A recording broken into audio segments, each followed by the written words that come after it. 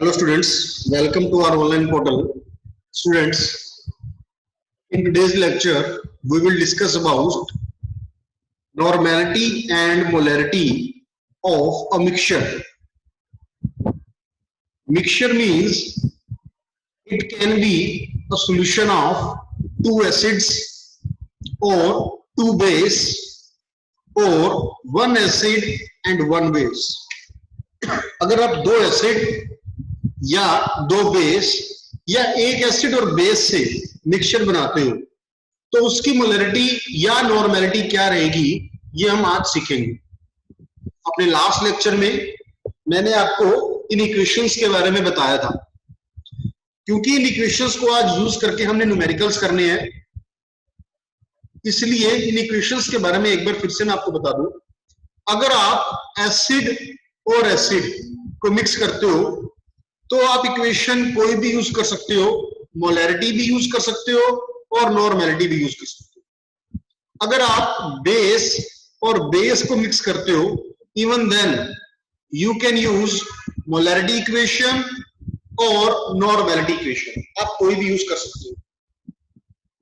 But अगर आप एक एसिड और एक बेस को यूज कर रहे हो, फिर आप सिर्फ नॉर्मेलिटी की इक्वेशन को यूज कर सकते हो, इसमें आप मोलैरिटी की इक्वेशन को यूज नहीं करोगे। इसका रीजन स्टूडेंट्स मैंने आपको कल बताया था कि नॉर्मेलिटी इट इंक्लूड आयंस, ये आयंस को इंक्लूड करती है तो ये करेक्ट वैल्यू देती है। Molarity it does not include ions, it does not include ions, ये आयंस को इंक्लूड नहीं करती, इसीलिए आप मोलैरिटी के कंपैरिजन में नॉर्मेलिटी को ज्यादा प्रेफरेंस देते हो। क्लियर? इस बात का आपने ध्यान रखना है जब हम ये न्यूमेरिकल सोल्व करेंगे। इसके अलावा हमारे पास एक इक्वेशन और थी, न्यूट्रलाइजेशन इक्वेशन। अगर आप एक एसिड और एक बेस इन दोनों को मिक्स कर रहे हो, एसिड और बेस को एक दूसरे से न्यूट्रलाइज करना चाहते हो, उसके लिए हमारे पास इक्वेशन होती है N1V1 equals to N2V2।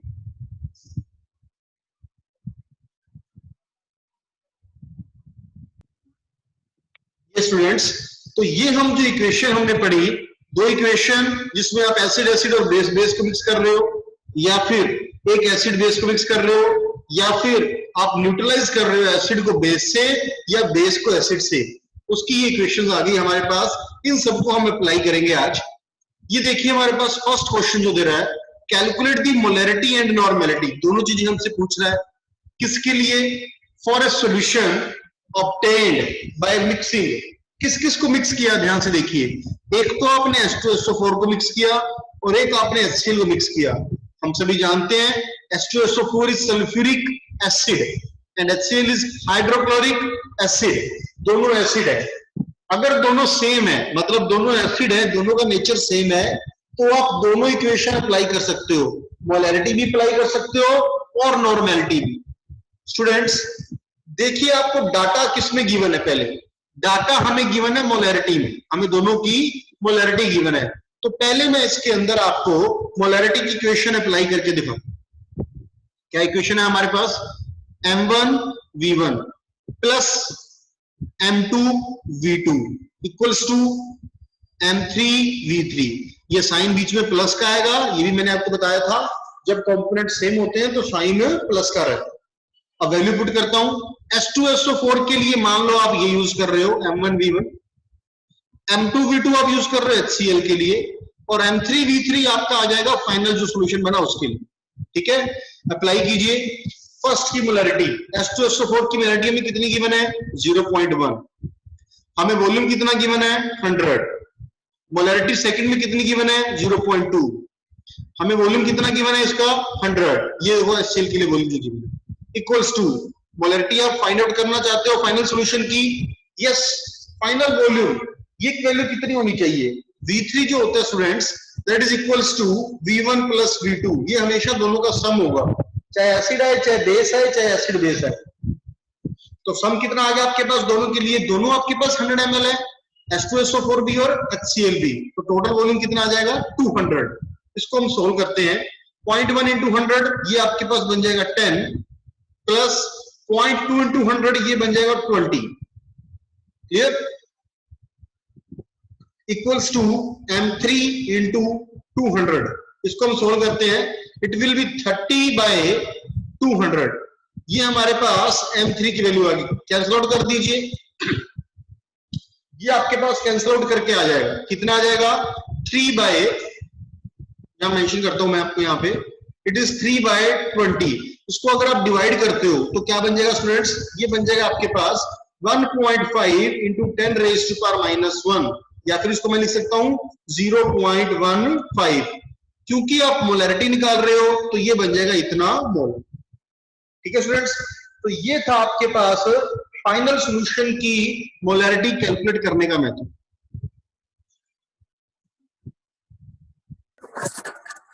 Now students, we have to calculate normality also.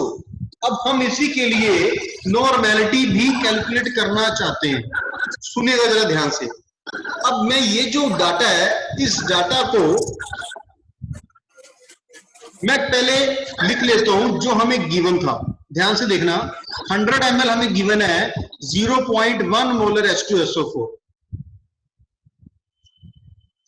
100 ml of 0.1 molar H2SO4, ठीक है, ये आपको गिवन है इसमें।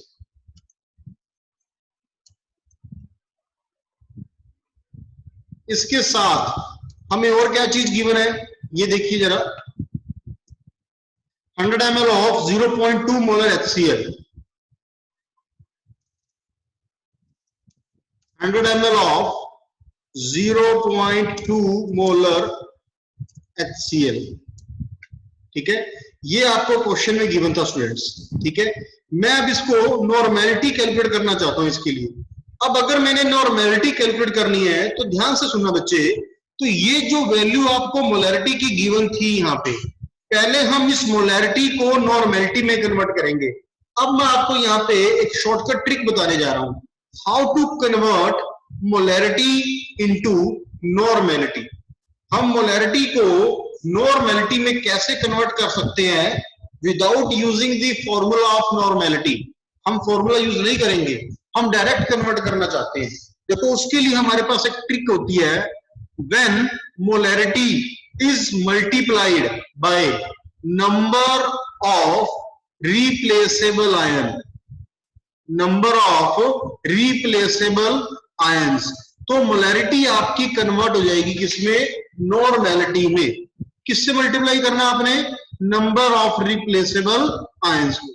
ठीक है, अब नंबर ऑफ रिप्लेसेबल आयंस जो मैंने आपको अपने लास्ट लेक्चर में बताया था कि जैसे H2SO4 में 2 हाइड्रोजन रिप्लेस हो सकते हैं, तो इसके अंदर नंबर ऑफ रिप्लेसेबल आयन की वैल्यू 2 हो जाएगी।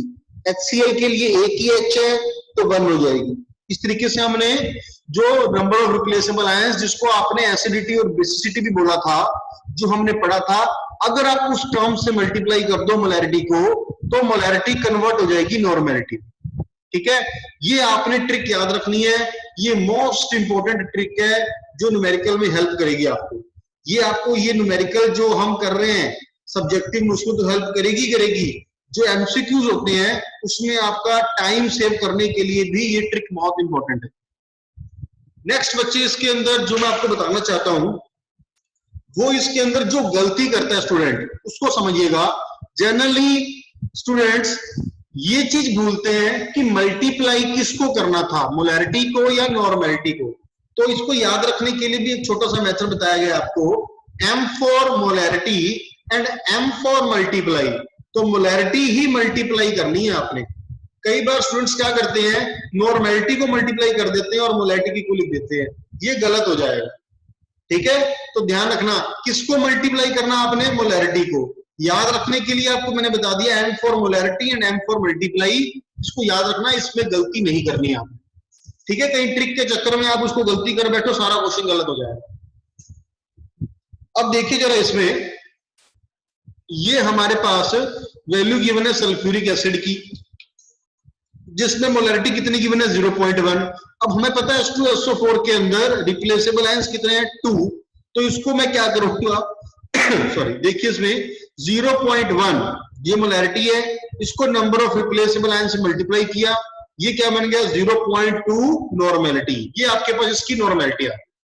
सिमिलरली HCl के लिए कैलकुलेट कर लीजिए, इसमें H एक ही है, नंबर ऑफ रिप्लेसेबल आयन 1 है, तो क्या बन जाएगा 0.2 इंटू 1 इक्वल्स टू, ये आ गया 0.2 नॉर्मल। समझ गए? तो इस तरीके से आप मोलैरिटी को नॉर्मेलिटी में कन्वर्ट कर सकते हो। Molarity can be converted into normality. Clear हो गया बच्चे?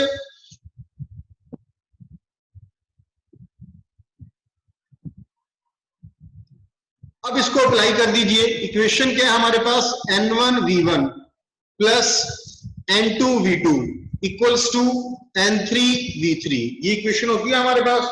अगर आप इसको अप्लाई करोगे, देखिए फर्स्ट आपके पास नॉर्मेलिटी कितनी है 0.2 H2SO4 के लिए, वॉल्यूम कितना है 100, प्लस सेकंड नॉर्मेलिटी कितनी है आपके पास क्वेश्चन में, अगेन 0.2, वॉल्यूम कितना है 100, इक्वल्स टू फाइनल नॉर्मेलिटी आप निकालना चाहते हो, वॉल्यूम टोटल कितना आएगा students, yes it will be 200, दोनों का सम करके इसको सोल्व करें, 20 plus 20 equals to N3 into 200, rearrange करो, 40 बाय 200 इक्वल्स टू N3, ये आपके पास 0 से 0 कैंसिल आउट।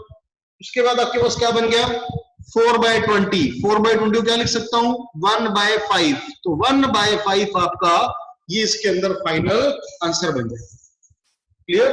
देखिए इसके अंदर किसी को डाउट तो नहीं है, आई होप ये पॉइंट सबको क्लियर हो गया होगा। नेक्स्ट बच्चे हमारे पास इसमें जो आ जाएगा, next question is calculate molarity and normality of A solution obtained by mixing 100 ml of 0.1 molar H2SO4 and 100 ml of 0.1 molar NaOH. Now H2SO4 is acid and NaOH, क्योंकि OH ग्रुप आ रहा है, जिसमें OH group आए students वो क्या होता है, that is base. तो अब आपको एक एसिड दे दिया और एक बेस दे दिया, यस बताइए कि क्या एसिड और बेस जब अलग अलग हमें ऐसे गिवन हो तो क्या मोलैरिटी की इक्वेशन को अप्लाई किया जा सकता है? बिल्कुल भी नहीं। हम इसमें कौन सी इक्वेशन अप्लाई कर सकते हैं? Only normality. तो नॉर्मेलिटी तो हमें क्वेश्चन में गिवन ही नहीं है, तो पहले हम क्या करेंगे, first we will convert molarity into normality. अब आपको ट्रिक पता लग चुकी है, 0.1 इसको हम किससे मल्टीप्लाई करें H2SO4 के लिए कि ये नॉर्मेलिटी बन जाए, बिल्कुल 2 से, तो ये आ जाएगा 0.2 नॉर्मल। ठीक है, अब NaOH आ गया आपके पास, NaOH के अंदर 0.1 मोलर है, OH तो एक ही है आपके पास, जैसे एसिड के अंदर H देखा जाता है वैसे बेस में OH देखा जाता है।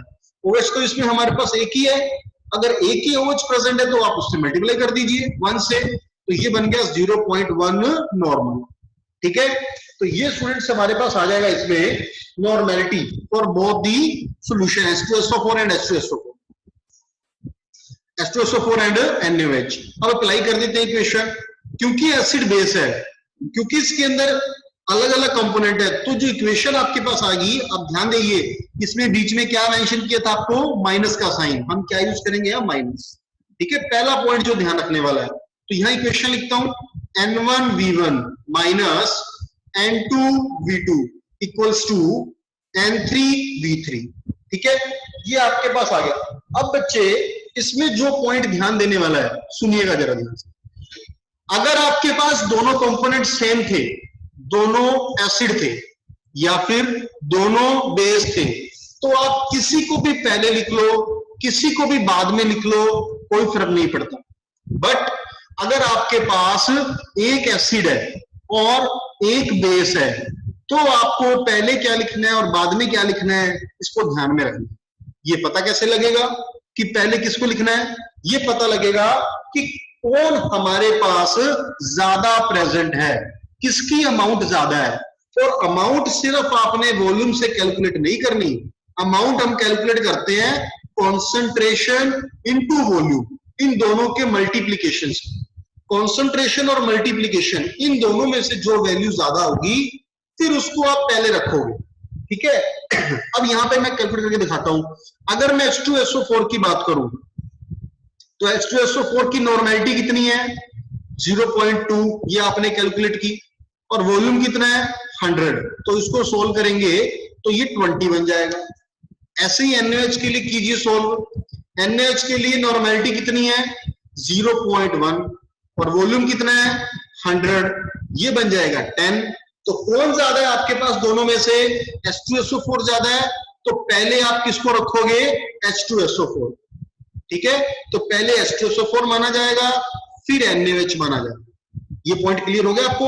अब वैल्यू पुट कर दो, H2SO4 is 0.2 into 100 minus 0.1 into 100।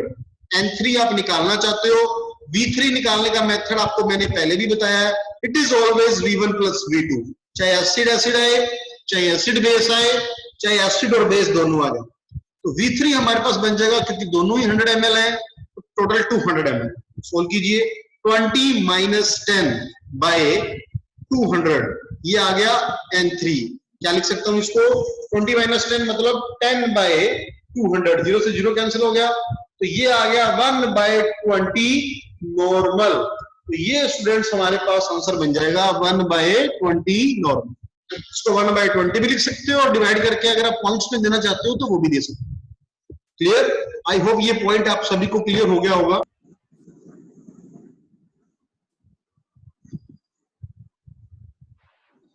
Students अब इसके अंदर एक चीज और ध्यान रखनी है हमने, कि यदि आपने सिर्फ नॉर्मेलिटी कैलकुलेट की है, अभी इसमें मोलैरिटी कैलकुलेट करना पेंडिंग है।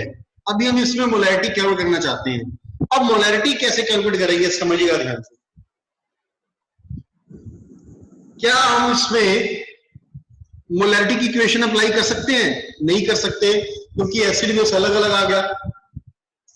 बट हमारे पास एक ट्रिक है, हम मोलैरिटी को अगर नंबर ऑफ रिप्लेसेबल आयंस इससे मल्टीप्लाई कर दें, तो ये मोलैरिटी किसमें कन्वर्ट हो जाती है, नॉर्मेलिटी में। ठीक है, पहली चीज तो ये। दूसरा, इसमें आपने क्या ध्यान रखना है कि आपने जो नॉर्मेलिटी कैलकुलेट की, देखिए वो कितनी आई 1 बाय 20। इसको मैं यहाँ पे पुट कर देता हूँ। मोलैरिटी आप कैलकुलेट करना चाहते हो, इसको m लिख दिया। अब नंबर ऑफ रिप्लेसेबल आयन किसके लेंगे, हमारे पास तो दो अलग अलग चीजें थी, H2SO4 था और NaOH था। इनके लिए तो आयंस की वैल्यू भी अलग अलग है। H2SO4 के लिए वैल्यू 2 है और NaOH के लिए वैल्यू 1 है, अलग अलग आ गई वैल्यू।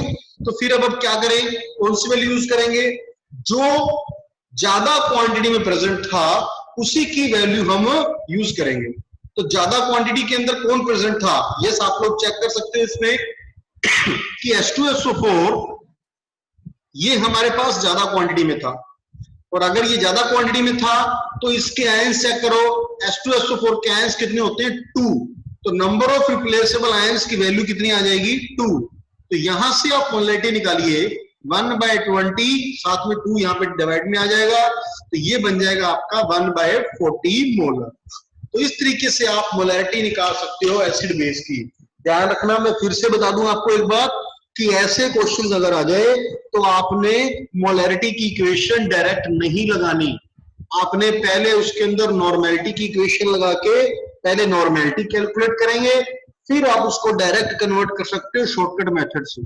अगर आपने इस क्वेश्चन में M1 V1 लगा दिया तो आपका आंसर बच्चे इसमें सही नहीं आएगा, आपका क्वेश्चन गलत हो जाएगा। ठीक है बच्चे, तो इस पॉइंट को आप ध्यान में रखेंगे।